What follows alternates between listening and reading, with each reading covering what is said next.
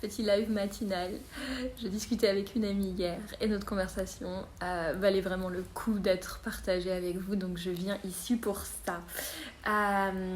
Comme beaucoup de mes amies, elle sait que depuis que je suis au Portugal pour moi, mais c'est comme si énormément de choses s'étaient débloquées. Tout ce que je souhaite depuis hyper longtemps, c'est vraiment en train de se mettre sur pied. Il y a toute une fluidité, bref.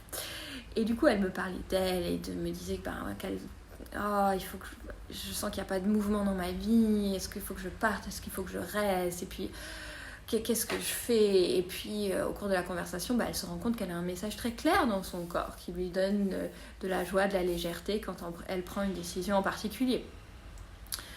Qui en l'occurrence aurait été une décision de ne pas rester. Et voilà, on parle et puis voilà, la conversation se termine. Et puis plus tard, je reçois un message d'elle qui me dit, en gros, ça, c'est le genre de messages qui me font complètement douter. Et c'est je vais vous le lire parce que je l'ai écrit, c'est un message spirituel en gros qu'on peut trouver sur les réseaux sociaux, qu'on peut trouver un peu partout. Et qui dit quelque chose du genre, attention aux addictions aux destinations. C'est-à-dire à l'idée que le bonheur se trouve dans le prochain endroit, le prochain boulot ou même le prochain partenaire. Tant que tu ne te rendras pas compte que le bonheur n'est pas ailleurs que là où tu es, il ne sera jamais là où tu es. Et là, elle me dit, mais ça vraiment, moi je sais plus là, quand je vois ça, je sais plus. Et moi je ressens vraiment la tête qui s'active dans un moment comme ça, qui dit mais mince, quel est le bon truc à faire?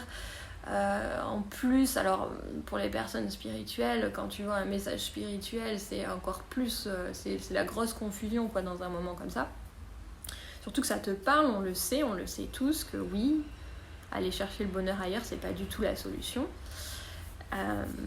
Sauf que là, dans une situation comme ça, en fait, utiliser un message comme ça, pour ne pas bouger, pour bloquer tout le mouvement dans ta vie, c'est ce qu'on appelle en anglais le spiritual bypassing. C'est en gros ton mental et ta tête et tes peurs qui vont utiliser ça comme preuve. Tiens, regarde, non, ne bouge pas parce que c'est pas la solution.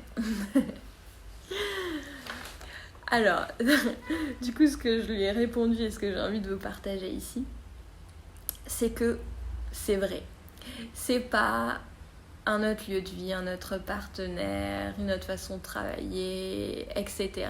qui va nous rendre heureux. C'est nous qui allons nous rendre heureux. Maintenant, est-ce qu'avec en sachant ça, est-ce que ça veut dire que la solution c'est de ne jamais rien bouger et de rester là où on est? Non, parce que quand tu sais ça, quand tu sais que c'est pas ton partenaire qui contribue à ton équilibre émotionnel, que c'est pas ton boulot qui contribue à ton équilibre financier, enfin qui contribue peut-être aujourd'hui, oui, mais qui est la source. Non, la source c'est toi. Si tu n'es plus avec tel partenaire, tu prends soin de ton propre équilibre émotionnel. Pareil financièrement, pareil à tous les niveaux. Donc quand tu sais ça, tu reprends ton pouvoir, tu sais que c'est toi, que tu ne dépends de personne. Et du coup, tu peux te poser la question qui débloque tout et qui, moi, a débloqué ma vie, c'est quand je sais ça, qu'est-ce que j'ai envie de faire? L'envie, c'est toujours la clé. C'est pour ça que je parle toujours de plaisir, je parle de joie, je parle ton envie, ce que tu as envie de faire, ce qui met un peu ces pétillements dans ton corps, ou cette légèreté qui te dit « yes, ça je veux », et ça c'est ton chemin. Ça c'est ton chemin, en tout cas, si tu veux te créer une vie dans laquelle tu es dans la joie tout le temps, et tout en étant en pleine responsabilité de ce que tu ressens, de tes émotions, de tout. Tu sais que c'est toi.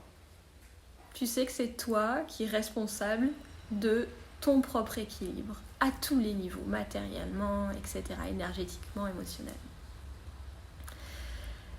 Voilà. Et du coup, moi, ce que j'entends beaucoup, c'est « oui, mais moi, je sais pas ce que je veux. Je sais pas quelle est ma joie, je sais pas. » Et comme je le disais tout à l'heure dans la conversation avec mon ami, au cours de la conversation, c'est pas sa tête, parce que c'est la tête qui demandait qu'est-ce que je fais, est-ce que je reste, est-ce que je pars, etc. C'est pas sa tête qui a décidé, c'est pas la tête, c'est pas le rôle de notre tête, de notre mental, de savoir quelle est la destination pour nous, quelle est la bonne chose à faire pour nous. Le rôle du mental, c'est de nous protéger et en plus de nous maintenir dans notre zone de confort, de sécurité. Donc souvent, le rôle du mental, c'est que tu ne bouges surtout pas. À ne pas oublier, c'est ok, c'est son rôle et c'est hyper important dans certaines situations. Mais à ne pas oublier que tant que tu restes dans le mental, tu restes connecté au rôle du mental qui est de ne rien faire bouger finalement pour maintenir en sécurité. Qu'est-ce que je voulais dire ? Oui, voilà. Donc, pour ceux qui ne savent pas, mais du coup, moi je sais pas ce que je veux faire. Je sais pas quels sont mes plaisirs, je sais pas quelles sont mes envies. Et comme je le disais tout à l'heure, mon amie, elle l'a ressenti comment ? Avec de la légèreté, avec des pétillements dans le corps, avec de la joie. C'est pour ça que je passe mon temps à vous dire que votre corps, c'est ce qui vous guide, c'est pas le mental, c'est les sensations dans le corps. Parce elles savent, elles réagissent directement à la joie et au plaisir, et aussi du coup à la contrainte et à quand c'est forcé et quand t'as pas envie. Nos cellules et toutes nos sensations réagissent directement à ça. Donc, plus tu développes ta capacité de ressentir les plus minimes sensations dans ton corps, plus tu vas être capable de naviguer ta joie et ton plaisir dans ta vie. Parce que tu vas sentir, ok, là tout de suite, mon plaisir c'est quoi ? C'est de manger une banane ou c'est d'aller courir ? C'est d'aller courir, par exemple, n'importe quoi. Et du coup, tu peux vraiment naviguer ta vie comme ça. Pas basé sur... ah oui, mais pour maigrir, il faudrait mieux quand même qu'à cette heure-ci, je mange une banane parce que plus tard... Ou bien pas... ah oui, mais alors par rapport à la façon dont le gouvernement est en train de gérer la situation actuelle, il vaut mieux que j'aille là ou que je fasse comme ça ou que je fasse... Là, c'est encore la tête. La tête, le mental, il ne voit que... Il ne voit, c'est comme si tu prenais une carte du monde, ok, et que tu la regardais comme ça, la carte du monde. Bon, je vais où ? C'est un peu compliqué de savoir où on va, ou en tout cas de savoir même où on est quand on regarde la carte comme ça. On est d'accord ? Le mental, il n'est pas capable. Le mental n'est pas capable de faire comme ça et de voir the big picture, on dit en anglais, de voir vraiment toute la totalité des choses. On peut pas. Par contre, nos sensations, elles nous guident. Moi, nous, personnellement, le timing, depuis qu'on se laisse guider, je parle de on, c'est moi et Josh, depuis notre... même avant en vérité, mais depuis qu'on se laisse guider par nos sensations intérieures, on a des timings de folie. On se dit mais on n'aurait jamais pu organiser ça nous-mêmes avec notre mental si on avait voulu. Donc nos sensations, elles sont connectées avec plein d'autres choses dont on n'a pas nous conscience, mais elles vont nous donner vraiment la guidance pour rester sur le chemin où on est en joie, en fait. Tout le reste, c'est pas dans notre contrôle. Voilà, donc reviens au corps, toujours au corps.